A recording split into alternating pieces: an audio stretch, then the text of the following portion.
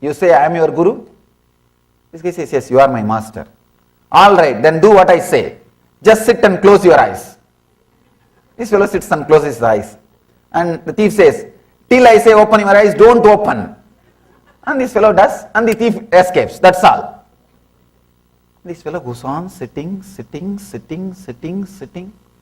His intensity is such. He just sits. He says, I have chosen somebody as master. What he said, I'll do. His intensity. Story says, please understand. The story says, when Shiva saw the intensity, he appeared and blessed him with enlightenment. Please understand one thing, how the story ends or how the story goes, that is different. But I can say, intensity is independently intelligent. I can vouch for this story. Intelligence means which can guide you and lead you to ultimate. Intensity itself is independently intelligent to lead you to ultimate in spite of any techniques you practice, not because of any techniques you practice. In spite of any techniques you practice or don't practice. I am just liberating you from all different techniques. I am liberating you from all confusions related to techniques. It may be a little strong, but I tell you, this is the essence of all spiritual teachings. There's one more story, the power of intensity. This is not just a story, it is a history. It has happened. Very beautiful story. One guy was born and brought up in a so-called low caste.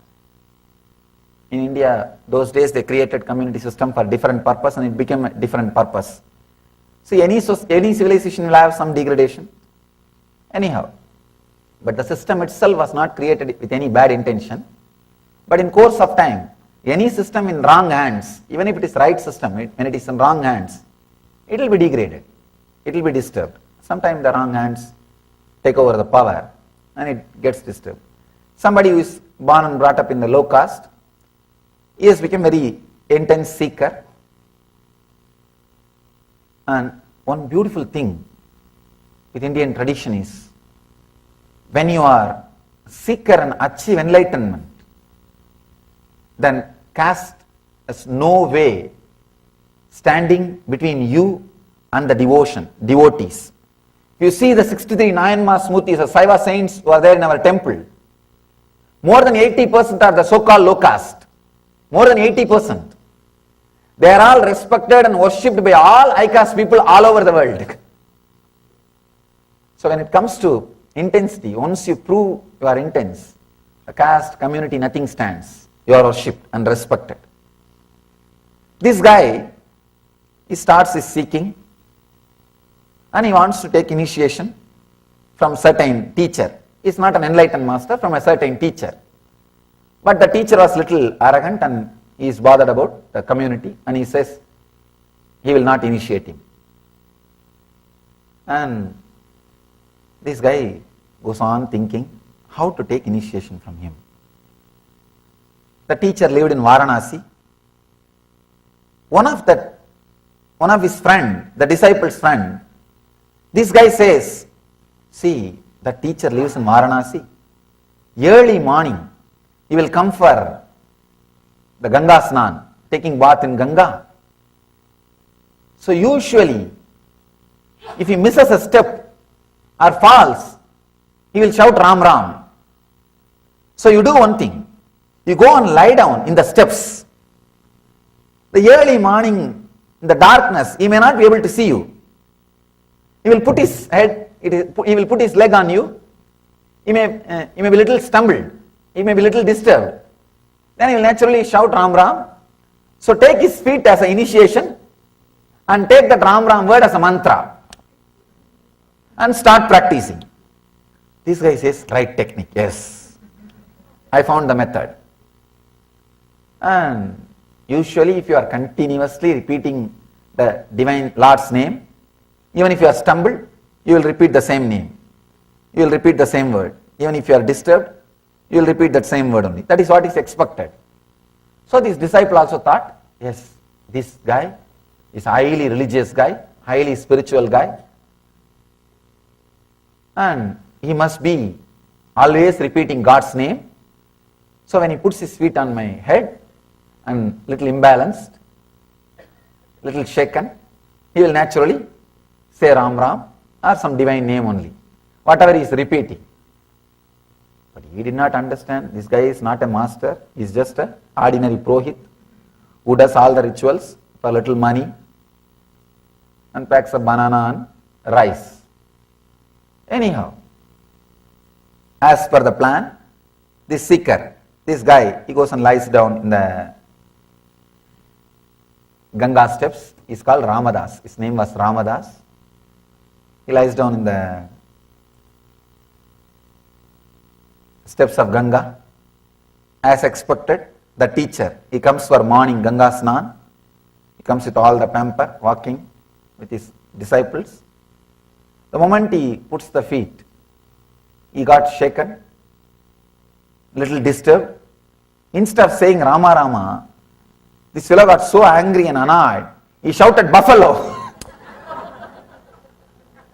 Because that is what was going on constantly in his system. You will express only what is going on in your system. But this Ramdas is so sincere, intense. He decides, this word is my mantra, that's all. This word is my mantra. He takes that as an initiation, takes that word buffalo as the mantra, and constantly sits with so much of intensity. He repeats the word buffalo, buffalo, buffalo, buffalo. Please understand. I want you to understand this whole story. Whole story. He repeats the mantra. He takes that as a mantra and repeats it intensely and visualizes God in the form of a huge golden buffalo, the huge light, and he repeats, goes on repeating, and he achieves siddhi. Means he is able to see the divine light in the form of golden buffalo, and he achieves siddhi. That year, the temple festival is supposed to happen. He goes for the temple festival. He is standing outside the temple. They are bringing the temple deity outside. This priest is bringing, who shouted buffalo. This priest is bringing the deity outside the temple. When they are bringing the deity outside the temple, suddenly the deity is stuck in the gate, in the door frame. See, deity is only 3 feet, door frame is 6 feet. It is not physically stuck anywhere, but the deity is not coming outside. They are trying this way, that way, the priest is trying in so many ways. And this guy, Ramadas, is standing outside the temple and shouting, hey, the deity is Tan is hitting the door frame, just lower it, he will come out, just lower it. Nobody was able to understand. He is seeing the deity in the form of a buffalo, and his horns, horns are hitting the door frame. That is why the deity is not coming out. And he is saying, lower the deity, it will come out. And this priest is shouting, this fool, what are you talking? Keep quiet. You have been allowed inside temple, that is too much. Don't talk. But they tried. Practically whole day they tried, the deity is not coming out. Then this fellow is unable to withstand the whole thing. This Ramadas rushes towards the deity. He forces himself and says, see, I can see the horn hitting the door frame, and he is having the pain. He just pushes the deity down, the deity comes out. Please understand the strength of bhakti, strength of intensity, the power, the strength beyond the matter, beyond the material. And still now, every year, this happened in Annapurni temple in Varanasi. Still now, every year, when they bring the deity, they will have on the side, in a golden sheet, the buffalo's figure. They call it Ramadas Annapurni. Annapurni of the Ramadas. Still in memory of Ramadas, that great saint, they have the form of buffalo. That also will be worshipped as a Devi. See the power. And the story says, later on he became enlightened, lived in Varanasi and left the body. Understand the power and intensity, nothing else.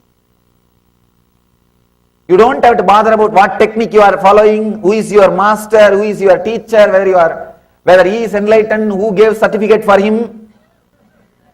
Nothing is needed. All you need is this one thing, abhyasa vairagyabhyam tat nirodha.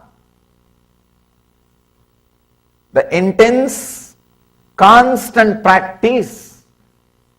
You see the 63 Saiva saints' life, the Nayanmars, you see all their murtis in our temple. I think we have their biographies, simple biographies, in the form of books. It is available. If you find time, just go through. It's not that they have done some great tapas, meditating 8 hours per day, doing this pranayam, that Ada Yoga, this Ada Yoga, so many. They have not done all these things. If you see some of them, simple people, all they did, just plucking flower from garden, making garland and putting it on the deity. That's all. Nothing else. But intensity. Just intensity. Nothing else. Simple practice. One guy is a criminal actually. All he does, if somebody talks against Shiva or Shiva's devotees, he will cut the tongue. That's all. Of course, I am not saying you do that. Now, what I wanted to say, the intensity, just the intensity, nothing else. The abhyasa and vairagya, intense practice, everything else will fall in place. What happened in Ramakrishna's life? Just intensity, abhyasa and vairagya. Somebody asked Vivekananda. Vivekananda is a great intellectual. They asked him, do you accept idol worship? Your country goes on worshipping idols. In India sometimes it becomes too much. The British time, when they created highways, first earlier, originally the British people have started painting all the highways in the yellow paint. The big problem, every village they started worshipping and building one temple around that stone. See, any stone with yellow turmeric powder is a deity for us.